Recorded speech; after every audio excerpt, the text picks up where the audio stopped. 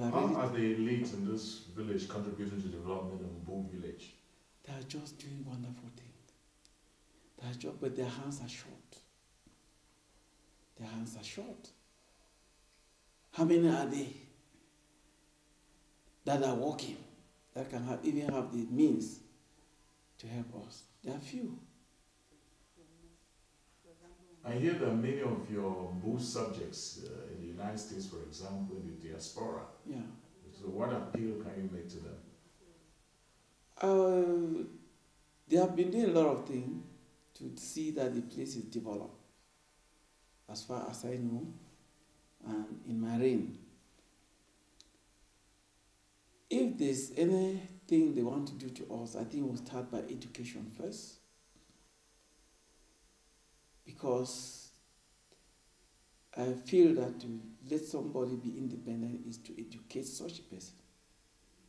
And the young ones who are here, we have orphans, we have widows, we have people who are abandoning children here. They are loitering around here.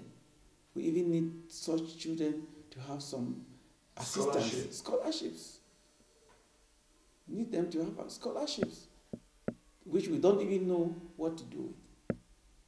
And if you go in the cities, you see some of them are there, roaming around there. And I'm praying if they can really, if there's somebody or any source that can help this out, I will appreciate it on behalf of the entire Baforchu people. Your Highness, there's this peculiar whistle by the Mbu man. What does it really signify? It signifies unity and love. You know how it sounds? Somebody just told me about it. Sounds very good. Yes. Yes. Yes. That's how it goes. Wow. It sounds. It means a lot. Unity and love. Yes, unity and love. The level of development in Mbu village could not have been possible if the Mbu man and woman did not contribute their own quota to the development of the village, or if they simply folded their arms. A glaring example is the palace, which is in phase 1, under construction. The Mbu elite, especially in Boston, United States of America, have been of great help to the village. Proof: you can see modern buildings dotted here and there in Mbu village. At least a reference that the Mbu people are somewhere and are working hard. Mr. Patrick Achu, the vice head of the Pilot Linguistics Center in Bamenda, an elite, highlights the key development hurdles in Mbu village and the way forward. Require the sense of unity of all Mbu citizens, those living in diaspora and those living locally here in Cameroon. For some time, we have had small factions of divided opinions, which is normal in every given community. But at one point, we thought ours was much more glaring because of political influence. And so far, we have tried to bridge the gap, and we are working hard towards that to ensure that we can all look in the same direction and speak the same language. The second phase would be that of the development of the village. Even though we are some 15 to 20 kilometers from the Bamenda city center, we are not as developed as such, infrastructure-wise, and road network. The road from Mile 8, which gets off the third stretch going to Santa and on to Bafusam, it's very deplorable, particularly in the rainy season. And the government has made 2 attempts to have the road tarred through to Bali and to serve as a bypass for the regional capital, Bamenda. And we are still waiting if this time it will be the good moment for that road to be tarred. Because if you can remember, 2 years back, there was that collapse of the section called My One Upstation, and getting to Bamenda became a Herculean task, and for many months it was really difficult to have access into the Bamenda. Infrastructure-wise also, we would need the government high school to be expanded in terms of buildings.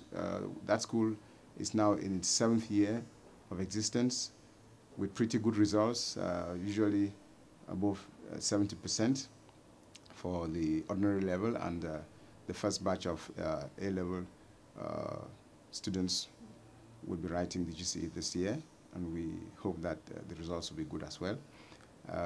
The staff strength has grown. We want to thank the government for that. But you can imagine for 7 years, the only structure the government put up last year, 2011, we just ended, 2 classrooms. And the rest of the structures have been constructed by the community. The administration is patching one of the classrooms that has been partitioned for the principal and the 3 vice principals who will need an administrative block and a science laboratory, because presently we can only offer arts subjects in that school, and with the growing population of the younger generation, with the feeder schools around, Mbei, Mantung, and Alatenik, we need to have the science department take off as soon as possible. We would also need individuals to improve on the lifestyle of the elderly ones who are at home. Actually, most of the young people are out of the village looking for greener pastures, and the elderly people who are at home need better lifestyle, potable water that would cover the whole village, electricity that should cover the whole village. The village is presently electrified, but not all quarters have been supplied with the low voltage line which can get to the homes. We also would like the elite to start developing what we call the Lurker Quarter. The traditional council prefers to call it the new layout. That's between Mantung and our village. Is still unoccupied, and we think that if the elite can start constructing in that area, then it's going to decongest the present areas that are getting a bit densely habited. We have a health center which we would like to be upgraded to a much more self-sustaining unit, and with a resident medical doctor. You can imagine if there are very serious cases that have to be attended to, we need to rush such patients to Bamenda, and when the roads are bad, even through Bali, it becomes difficult. And so if we have a resident doctor, the senior nurse who is there now is very, very ill. It's almost, I would say, bedridden. And at times you have to consult from his bedroom, which is not professionally proper, needs to be assisted, or if not, well, replaced, so that he could be able to maybe take care of his health properly. So we need a resident doctor in that health center. The other thing I would like to also mention is the relationship, the cordial relationship that should exist between us and our neighbors. It's no secret, it's known in the country that we have had land problems with our neighbors, the Balis, but of late our fund has done everything to dampen the tempers of the Mbu citizens, to preach non-violence, that we approach the issue in a peaceful manner. And so the sooner the government can actually delimit the territorial boundaries of the villages, that's Bawok. You remember what happened between Bawok and Bali. they are between us and Bali. And there's Mantung that supposedly is answerable to Bali instead of Mbu, because you can have a Bali village in between another village. That's have Bali, Yonga, you have Bawok, and then you have Mantung, which should be answerable either to Bawok or to Mbu. So we would like the administration to find ways to settle that issue once and for all, so that we can live peacefully with our neighbors. What is your appraisal of the efforts of the Mbu elite so far? Well, the Mbu elite is working really, really hard to give the village a facelift. I'm told you were in the village to talk to our fund. I imagine you must have noticed work going on at the palace. All of that is done by the elite as well as those who live in the village, because it's the entire Mbu community under the canopy of the Mbu Development and Cultural Association, our development association in the village. They are doing quite a lot. The secondary school, we all contributed to get it take off, to construct the classrooms. We have elite in the diaspora, particularly in the United States of America and Britain, who have donated equipment to the health center. I can mention Dr. Fombin Baforchu. He's a cousin. It's no family ego matter as such, but he donated quite a lot of material to the health center. Others have done so. We have the Mboni family that single-handedly supplied potable water to the health center. There are quite a number of families and elite who are doing a lot to ensure that our village develops. Needless to say that the Mbu elite have contributed a lot to the development and well-being of the Mbu village. But like the legendary saying goes, to whom much is given, much is expected. The Mbu village still needs help, and like Charles Dickens' Oliver Twist, needs more.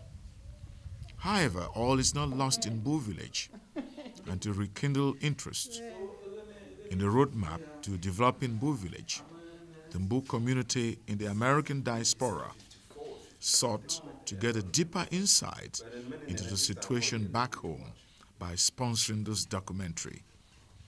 In this way, they are all seeking to contribute to the lifting of the living standards of their brothers and sisters and parents. This documentary is neither stage managed nor a fiction, but reflects the life situation in Mbu village on a day-to-day basis. It reveals the harsh realities of a people struggling to live or survive.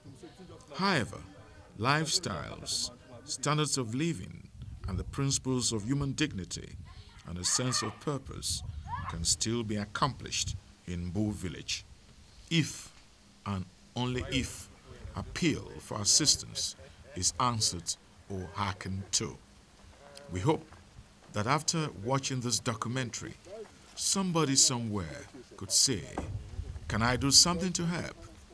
Even the widow's mite is welcome.